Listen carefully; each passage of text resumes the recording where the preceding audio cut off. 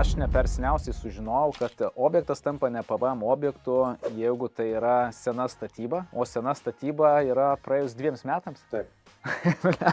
Papasakok man šiek tiek tokių galbūt perliukų ar triukų. Nu taip, tiek naujai statybai, tiek renovacijai atsiranda PVM-as 2 metam. Nuo renovacijos pradžios, realiai netgi daugiau negu 2 metai. Nuo renovacijos pradžios ir skaičiuojama 2 metai nuo renovacijos užbaigimo. Realiai čia gaunasi ir ilgesnis terminas. Man realų pavyzdį gali pasakyti?